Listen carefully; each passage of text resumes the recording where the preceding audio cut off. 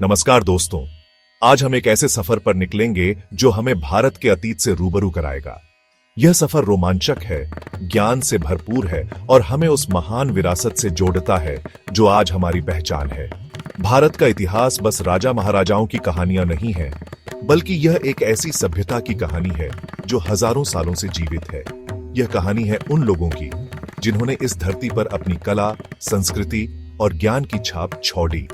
यह कहानी है उन संघर्षों की जो इस देश ने देखे और उन विजयों की जो इसने हासिल की। तो आइए इस सफर पर मेरे साथ चलिए और जानिए भारत के इतिहास के अनोखे पहलुओं को। क्या आप जानते हैं कि भारत दुनिया की सबसे पुरानी सभ्यताओं में से एक है? यहाँ सिंधु घाटी सभ्यता जैसी उन्नत सभ्यता का विकास हुआ था, जब दुनिया का ज्यादातर हिस्सा अभी भी अंधकार में डूबा हुआ था। यह सफर हमें ले जाएगा वेदों के समय में, जहां से हमें ज्ञान, धर्म और दर्शन की अमूल्य धरोहर मिली है। हम जानेंगे सम्राट अशोक के शासन के बारे में, जिन्होंने युद्ध की विभीषिका देखकर अहिंसा का मार्ग अपनाया। तैयार हो जाइए एक ऐसे सफर के लिए जो आपको अतीत की गहराइयों में ले जाएगा और भारत की महानता से आपको रूबरू कराएगा। हमारा पहला पड़ाव है सिंधु घाटी सभ्यता, जो आज से लगभग 5000 साल पहले फली फूली थी। यह सभ्यता अपनी उन्नत नगर नियोजन, जल प्रबंधन और कलाकृतियों के लिए जानी जाती है।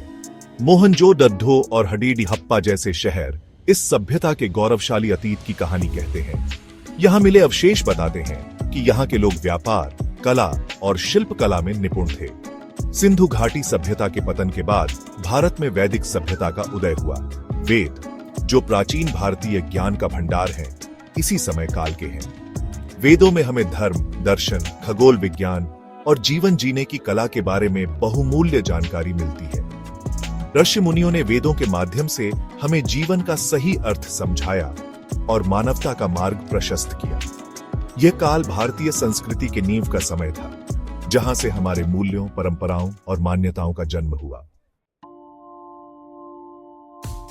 समय के साथ साथ भारत में कई शक्तिशाली राज्यों का उदय हुआ। मौर्य साम्राज्य, जिसकी स्थापना चंद्रगुप्त मौर्य ने की थी, उनमें से एक था। यह साम्राज्य अपने विशाल क्षेत्र और सुशासन के लिए जाना जाता था, लेकिन इस साम्राज्य के सबसे प्रतापी सम्राट थे अशोक महान। कलिंग युद्ध में हुई भारी तबाही को देखकर सम्राट अशोक का हृदय परिवर्तित हो गया। उन्होंने युद्ध का रास्ता छोड़कर धम्म का मार्ग अपनाया और अहिंसा और प्रेम का संदेश पूरे साम्राज्य में फैलाया। मौर्य साम्राज्य के बाद गुप्त साम्राज्य का उदय हुआ, जिसे भारत का स्वर्णिम युग माना जाता है। इस काल में कला, विज्ञान, साहित्य और गणित का अभूतपूर्व विकास हुआ। आर्यभट्ट, वराहमिहिर और कालिदास जैसे विद्वानों ने अपनी रचनाओं से इस युग को अमर कर दिया। गुप्त काल में निर्मित मंदिरों की वास्तुकला और मूर्तिकला आज भी हमें आश्चर्यचकित करती है।